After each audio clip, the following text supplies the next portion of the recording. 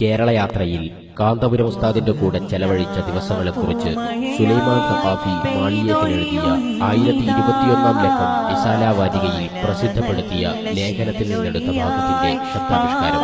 സ്വീകരണവും പരിപാടികളും പ്രസംഗങ്ങളും ഭക്ഷണവും കഴിഞ്ഞ് രാത്രി ഏറെ വൈകിയുള്ള ഉസ്താദ് 3 മണിക്ക് തന്നെ ഓരോ ദിവസം ചിലപ്പോൾ ഞങ്ങൾ ഉസ്താദിന്റെ മുറിയിലോ അതിന്റെ ചാരത്തോ ഉണർന്നിരുന്നു ബാത്റൂമിലേക്ക് എഴുന്നേറ്റ് പോകുന്നത് കാണാൻ കാലുകൾ താഴെ വെക്കുന്നതിന് മുമ്പ് സൂക്ഷിച്ചു നോക്കും. അവിടെയായിരിക്കും ചിലപ്പോൾ ട്രെയിൻ ഉണ്ടാക്കിയൊക്കെ കൂടെയുള്ളവർ റോഡിന്റെ പല ഭാഗങ്ങളിലായി ചുരുങ്ങിക്കൂടിയിരിക്കുകയാണ്. ഞങ്ങളെ ആരെയും ഉണർത്താതെ ബാത്റൂമിലേക്ക് പോകാനുള്ള ശ്രമമാണ് കൂടുതൽ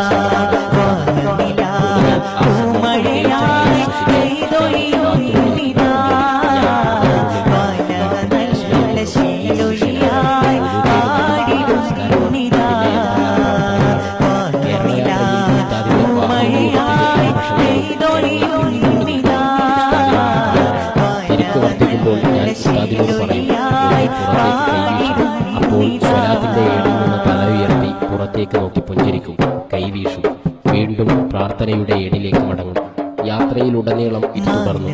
ഒരു ഏടും മാലയുമാണ് ഈ മനുഷ്യന്റെ ജീവിതം. പലപ്പോഴും വിസ്മയകരമായി 15 ദിവസം ഉസ്താദിന്റെ കൂടെ വണ്ടിയിൽ യാത്ര ചെയ്തു. ഒരുപക്ഷേ മാല ഇല്ലാത്ത ഒരു നേരം പലപ്പോഴും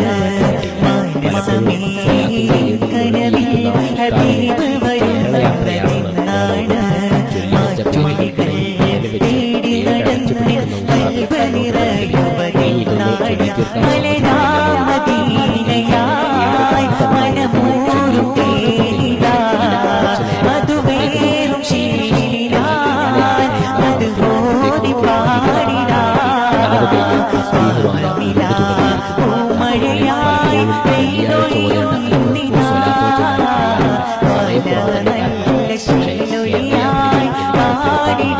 വെള്ളിയാഴ്ച ചുമത്തവരെ പല തവണകളായി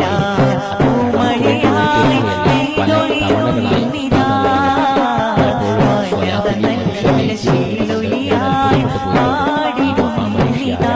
ഒരു കാര്യം ഉറപ്പാണ്, തന്റെ തിരക്ക് പിടിച്ച ജീവിതത്തിൽ ഉസ്താദ് ഒന്നും വിട്ടുപോകുന്നില്ല. സുന്നത്തുകൾ, വെറുതുകൾ, ദിക്റുകൾ, സ്വലാത്തുകൾ, പ്രാർത്ഥനകൾ എല്ലാം സമയത്തിന് മുറ പോലെ നടക്കുന്നു കൃത്യമായി. നമ്മളൊക്കെ സമയമില്ലെന്ന് പറഞ്ഞ് പല കാര്യങ്ങളിൽ നിന്നും മാറി ഒഴിഞ്ഞു